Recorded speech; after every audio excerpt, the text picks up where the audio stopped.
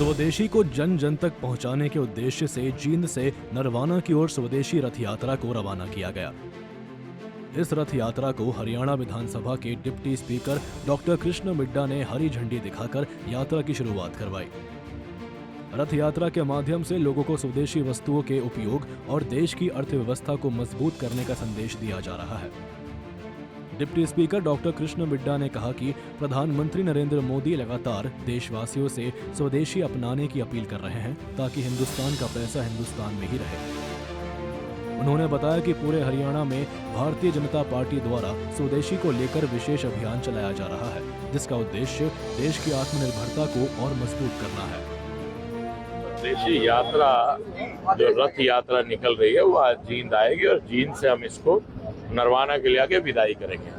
हमारे देश के प्रधानमंत्री जी ने एक बात ये कही कि आप स्वदेशी ज़्यादा से ज़्यादा स्वदेशी वस्तुओं का प्रयोग करें ताकि हमारा पैसा हमारे बीच में रहे और वो हमारे देश की तरक्की के काम आ सके। और आप देख रहे हैं कि किस प्रकार से इस आह्वान से हम देख रहे हैं कि लगातार लोग प्रयास कर रहे हैं और ये लोगों को जागृत करने के लिए ऐसे जो मनाया जा रहा है ताकि लोगों में ज़्यादा से ज़्यादा भावना जागे और वो मेक इन इंडिया वस्तु को ही प्रेफर देने का काम करें। जहाँ तक हो सके वो अपने देश को आत्मनिर्भर बनाने के लिए यही एक सबसे बड़ा रास्ता है कि हम अपना पैसा, हिंदुस्तान का पैसा हिंदुस्तान में ज़्यादा से ज़्यादा रखें ताकि हमारा देश तरक्की कर सके। और हमारे देश के प्रधानमंत्री जी का जो स्वप्न है 2047 में एक विकसित राष्ट्र बनाने का, वो संकल्प पूरा हो सके।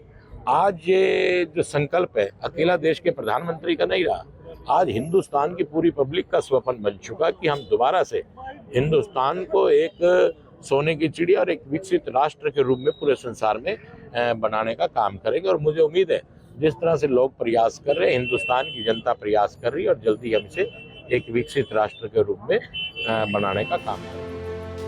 रथ यात्रा के दौरान deputy speaker doctor Krishan Middha ने दिल्ली में कांग्रेस की रैली पर भी निशाना साधा।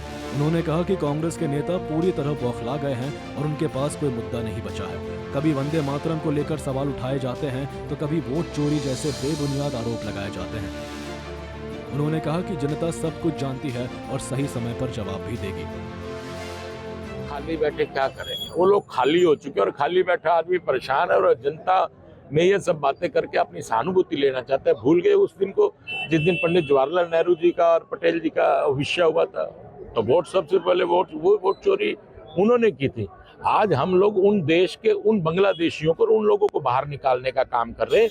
हिंदुस्तान की सरजमी पर जिसने जन्म लिया इस हिंदुस्तान की मिट्टी में वही व्यक्ति रहेंगे और वो मतलब बौखला चुके हैं। मैं कहता हूँ उनका दिमाग का दिवालिया पिट चुका है, कांग्रेसियों के दिमाग का।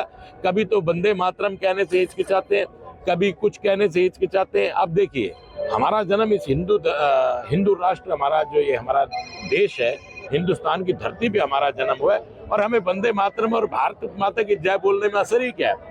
मैं आज भी यही बात कहता हूँ, हिंदुस्तान में रहना है तो भारत माता की जय कहना पड़ेगा, वंदे मातरम की जय कहना पड़ेगा, वंदे मातरम का गीत गुनगुनाना पड़ेगा। तभी हम लोग कामयाब होंगे, तभी हमारा राष्ट्र एक विकसित राष्ट्र के रूप में घोषित होगा। कुल मिलाकर स्वदेशी रथ यात्रा के जरिए जहां आत्मनिर्भर भारत का संदेश दिया गया, वहीं सियासी बयानबाजी भी तेज नजर आई। देखना होगा कि स्वदेशी को लेकर शुरू किया गया यह अभियान जमीन पर कितना असर डाल पाता है। जींद से सूर्य समाचार के लिए सुनील पवार की रिपोर्ट।